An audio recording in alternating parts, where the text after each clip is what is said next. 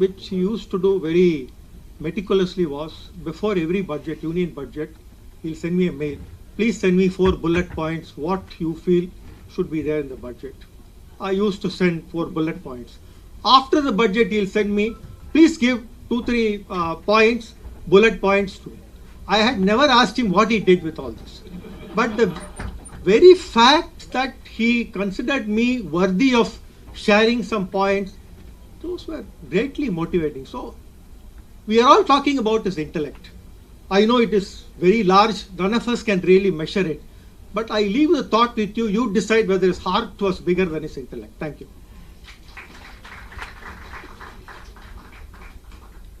Thank you, sir, for sharing your personal experiences with him. I now invite Mr. R. Anand, Chartered Accountant, to recount the various institutions that Mr. B.S. Raghavan was associated with.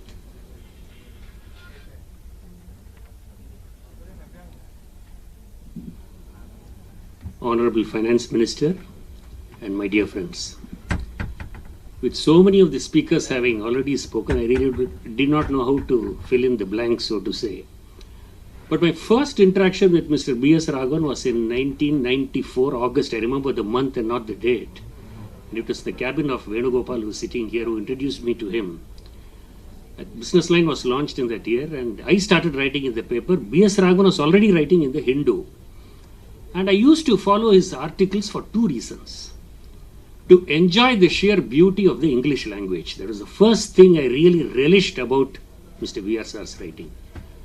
The second is the range of topics and subjects that he used to write. Now, after I started writing in the business line, we used to constantly exchange notes. I remember one telephonic conversation we had. He called me. He said, Anand, you made 3 mistakes in your article yesterday. I said, sir, what are those mistakes? I thought they were all really okay as far as I knew. And without reference to the paper, he just remembered those 3 contextual errors. And not only that, he asked me, are you taking down notes? I know you're on landline and I don't want you to listen in a flippant manner and forget about it. The concern that he had was that you need to make those amends, correct it and see that they don't reappear again. He had no really motivation to actually motivate me, but he did that out of sheer concern that these mistakes should not occur. That's number 1, experience. Number 2, of course, Raja asked me to talk about the associations that I worked with him. I was sort of associated with him in 3 associations. One, of course, is Rajaji Center for Public Affairs, about which Mr. Gopalakrishnan spoke. The 3 giants who were present there, G. Narayan Swamy, Rajaratnam and B.S. Raghavan. Somehow GN used to invite me for all the trustees meeting, though I didn't have an official role. I was sitting only to listen to these 3 giants. And I distinctly remember in one conversation, a sort of a heated exchange of words between Narayan Swamy and Mr. Rajaratnam. People will be wondering how Rajaratnam can talk in a very heated way. It is an argument which was flying around. The calming influence that Mr. BSR brought into the discussion, and finally BSR convinced both of them this was the way to proceed on a particular issue. I don't remember it. But the man's ability to be so polished, so persuasive, again using the language skills, the body language, show that he would have been easily one of the best foreign ministers had he been there. The diplomacy, the art of persuading people. Then, of course, YMIA, Mr. Gurumurthy is now the president and we all work with him at YMIA. Mr. BSR was associated with the organization for several years. And every of the meetings there will be some issue, this, that. Finally, Mr. B.S. Raghavan's view will prevail, not because it was the strongest view. It was the way he presented his view. The third organization, of course, Palkiwala Foundation, which is really dear to our heart, apart from other organizations, is every of our activity, Datar knows it very well, Mr. BSR will follow meticulously, whether it's the arbitration center or the foundation, the choice of speaker, what happened in the meeting. And of course, in 2020, when the Honorable Finance Minister came and we had the centenary celebration, Mr. BSR, with all his failing health, he came to the PS Higher Secondary School. He was there listening to the lecture of the Honorable Minister. So that was the interest he took in every institution or association he was involved in, and he expected others also to do it the same way. Not that he would punish you, but the way he will sort of in a polished way reprimand you will also is a strong message that you need to be focused in what you need to do. We all cherish every little meeting that we had with him. In fact, 10 days before he passed away, I was mentioning to Nalini madam, he sent a message actually. I thought he was actually okay. But after 10 days, somehow we knew that he passed away. May his soul rest in peace. We all will cherish every minute of our association with him. Thank you very much. Thank you, sir, for your insightful remarks on Mr. Raghavan. As we commemorate the life and contributions of the late Mr. B.S. Raghavan, it is a privilege to welcome a distinguished guest whose insights and experience will undoubtedly enrich our tribute. I am honored to extend a warm invitation to Ms. Nirmala Seetharaman and request her to share a few words about her experiences with Mr. Raghavan.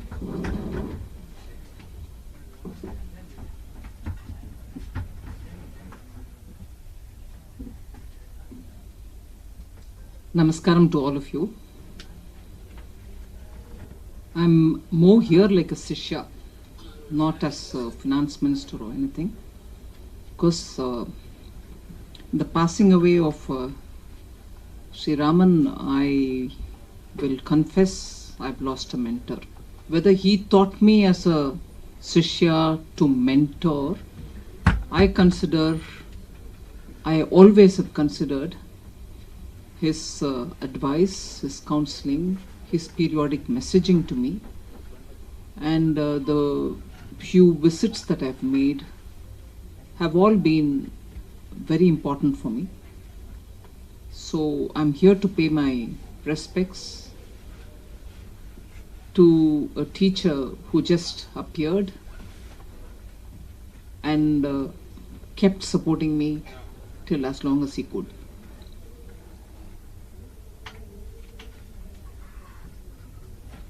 It is, I can't recall the first time I met him.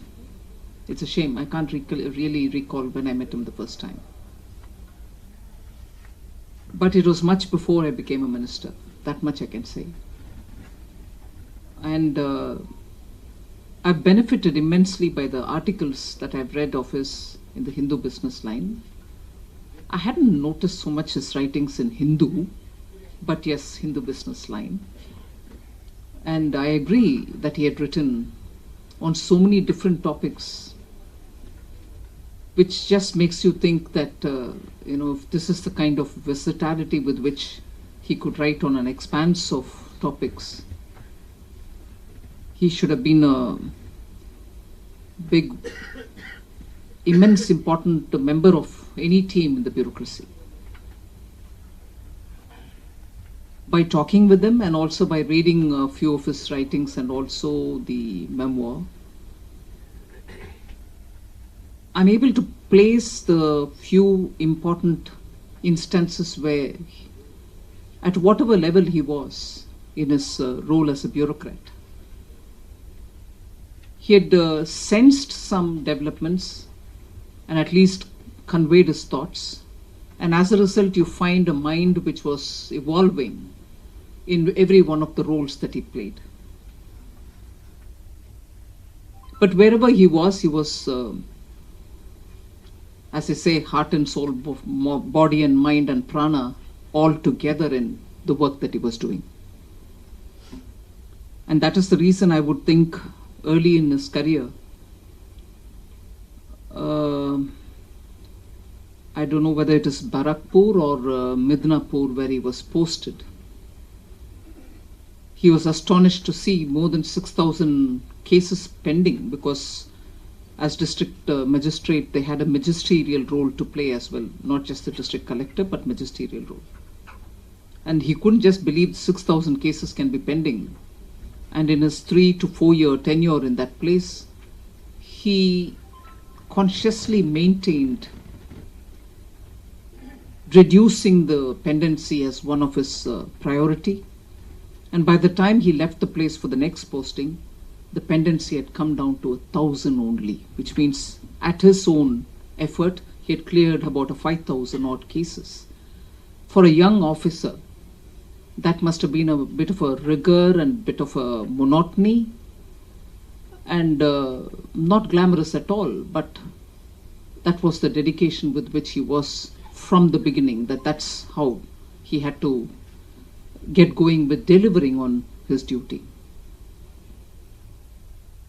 And somewhere I think he also, Nalini, please do correct me if I'm wrong, his early years, whether as a bureaucrat, late 50s and early 60s, were not easy because he had to keep his family with a salary, maintain the extended family with a salary, and there were times of running the household with a shoestring budget, and he does record it somewhere, and clearly it wasn't as if he was doing what he was doing because he had the comfort of taking care of his financials. No, he was hard up, but he didn't allow that to interfere in his efficiencies. I think after moving from his district postings, he's held some of the very enviable positions. To be in Home Ministry for 9 years is not at all easy.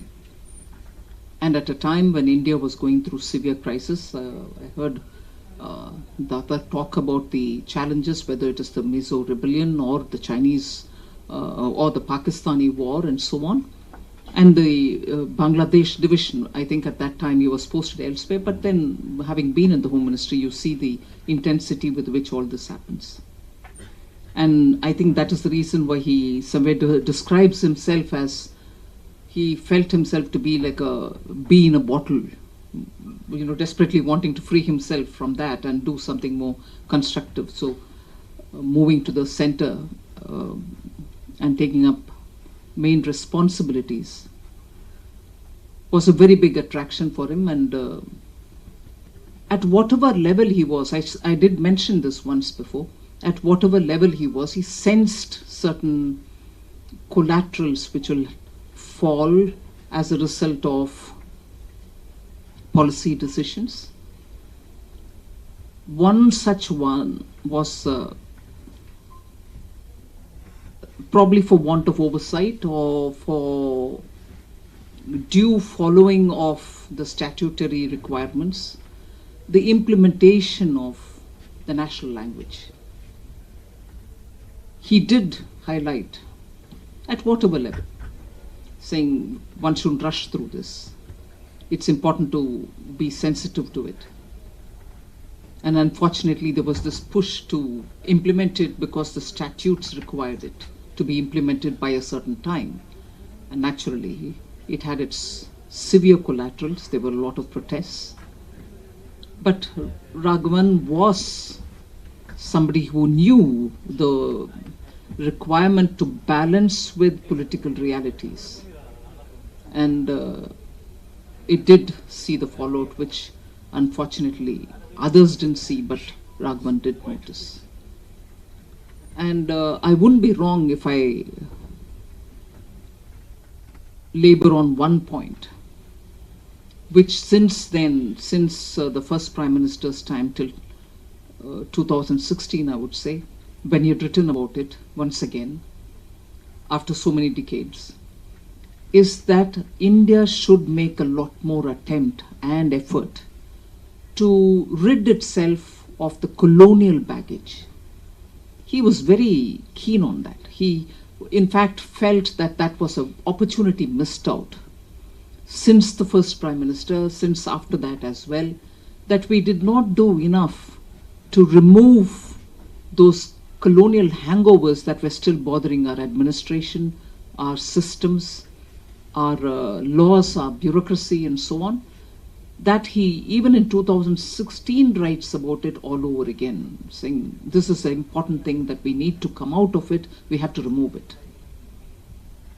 And for a bureaucrat who's in the system, going through the decision-making process, also to constantly keep feeling that in his mind, tells you that it is important for India to keep that on the agenda, whether you do it incrementally or do it faster. It is something which was very severely felt by Mr. Raghavan.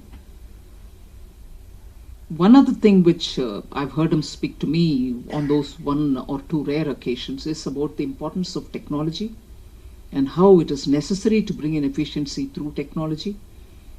And in fact, he probably mentioned it once to me, and I've also read about it,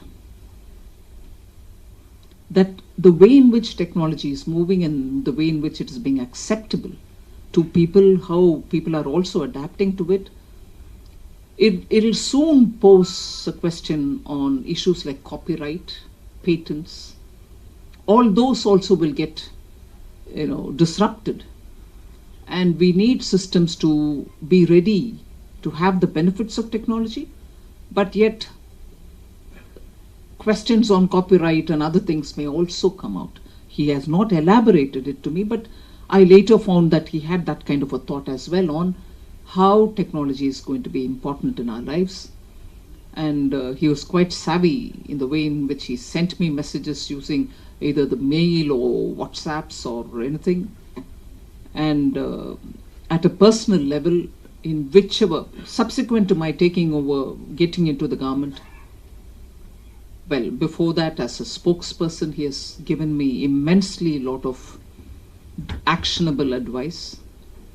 So did he when I was first brought into the ministry. And I can't really specifically but narrate one incident, so much in commerce, and then when I moved over to defense, he did give me one clue of an advice saying it's a ministry which has a lot of challenges, not just because the border and everything else, but the maintaining the harmony between the uniformed and the civil officers is something which you may think that I'm exaggerating, but no, that's a live problem. You'll have to be tuned to it, you'll have to maintain it. Harmony between the uniformed service and the civilian is very important, and that's what you as a minister will have to keep in mind. Was a very vital advice he had given me after I entered the ministry, defense ministry. Well, there are so many other things, of course, we can speak about, but because his advices were more coming out of a wise head and with a heart which felt for India to move fast towards development, his counsel was of use for most people who wanted it, irrespective of the political dispensation to which they belonged. Initially, I was quite surprised that his advice was sought by most political parties in Tamil Nadu. I know Tamil Manila Congress, Moopanarji, the senior, had given him a lot of respect for his advice, and so was probably G.K. Vasan benefiting from it. So are the other political parties. I'm not naming each one of them, but every political party in Tamil Nadu, maybe one or two exceptions, because I make a room for that. I don't want tomorrow early morning somebody to, oh no, finance minister was wrong. I'm not here as finance minister, but never mind. But she was wrong. My party has never taken advice from Mr. Raghavan. No disrespect for the ones who have gone away, but most political parties did think he had something to contribute to their party's ideology and thinking and how to serve the country. See, that is how versatile he was. There was no element of prejudice, no element of subjectivity, no element of putting his interests forward, or no element of playing one against the other. He was fair-minded as a good, matured, seasoned thinker, so he was acceptable for everybody for the kind of counsel he could give. It is a big loss for all of us. I suddenly remembered much before I came here that Mark Twain probably said somewhere that it is in human nature to exaggerate the virtues of the dead. But here I can say no exaggeration is enough of an exaggeration when you talk about Mr. Raghavan. He was a treasury of India's 60 years of attempt to stand up on its own as a democracy. The wonderful service which stands by as the bureaucracy, the steel frame, he represented the best of it. He had strong feelings on how this nation's bureaucracy can serve the country. He stood out as an exemplar. And that bee in a bottle which wanted freedom actually saw the freedom and was able to contribute even with that freedom is when he started writing in the papers.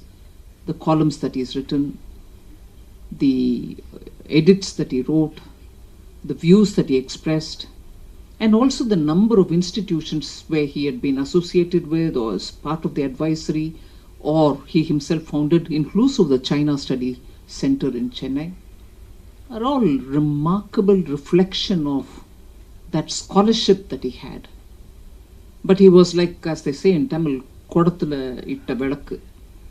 Not very many saw that light, but those of us who saw the light really thought we can have more of it if we had the time, or if we could bother him as many times as we could. So there's so much one can speak about him. He was a versatile person, generous to give, and on his own volunteered to support and advise and handhold. I'm an immense beneficiary of that. So with respects, and grateful to every one of you who spoke about him. So thank you very much for having me here.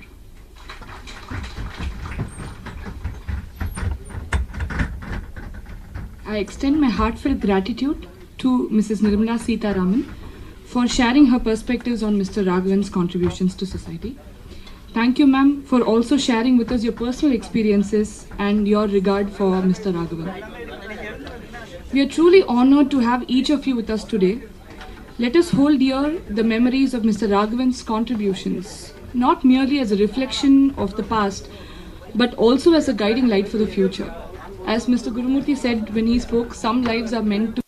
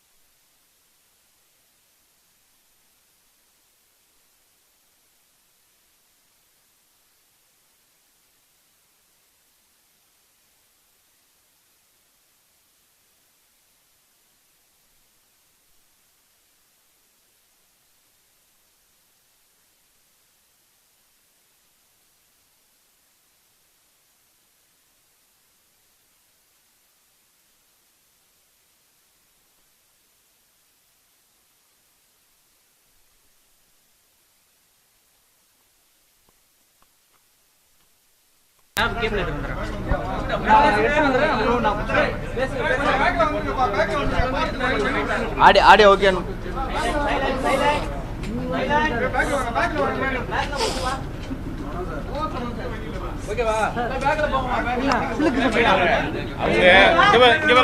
அவங்க madam வந்து கிளம்புறப்ப இவ்வளவு இது இருந்ததுன்னா எப்படி clear பண்ணுவீங்க?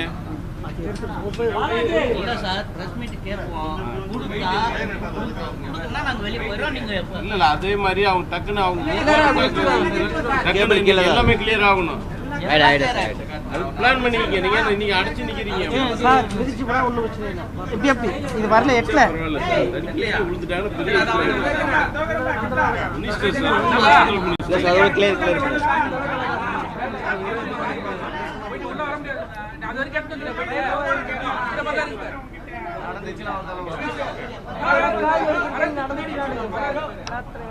Audio ஓகேன்னு பாத்துங்க. Audio ஓகேங்களா? மைக் ஒன் மைக்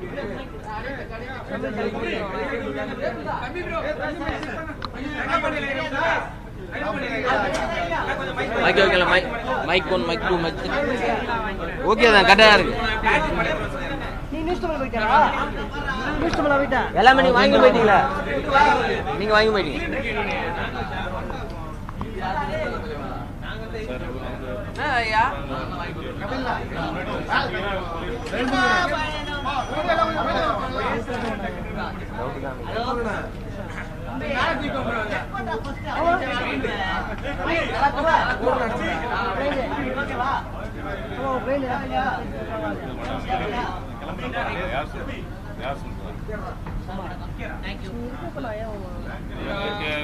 கிளியர் பண்ணி சொல்றாங்க.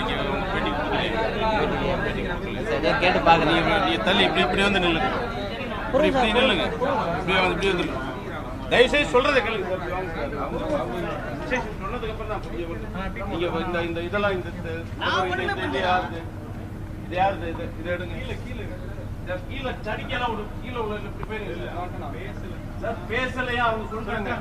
நீங்க ரொம்ப வலி அடைச்சு வாங்க. இல்ல முதல்ல பாருங்க சார் இருக்கு எடுத்துக்கிறோம். பாதே வலிய வாங்க. நாங்க கத்துறீங்கன்னா நாங்களும் கத்துற மாதிரி இருக்கும். எதுக்கு சொன்னீங்க? சார் ஃபர்ஸ்ட் சார் அவங்க கேக்குறோம் சார். அவங்க பேட்டி கொடுக்கலவே விட்டுடுவோம். கேக்குறோம். வலிய விட்டுறீங்க. கேளுங்க. தான் நாங்க எடுக்கிறோம். அதுக்கு அப்புறம்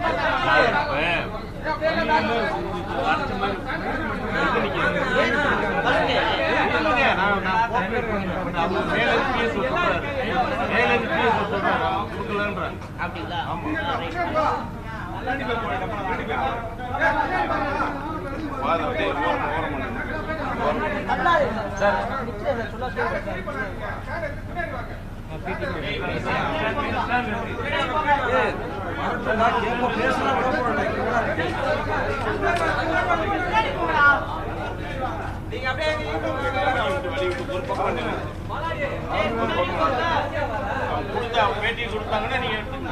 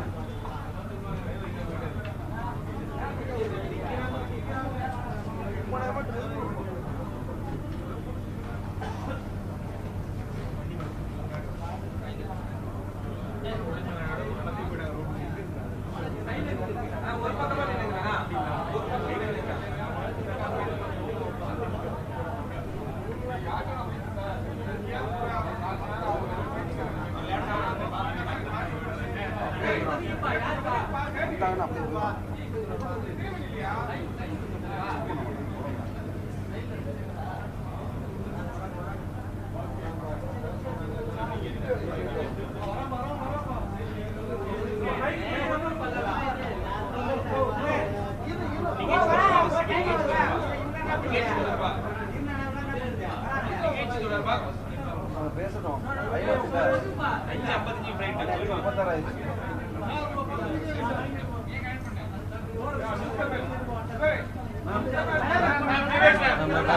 36 சென்ட்ரலா மேம்?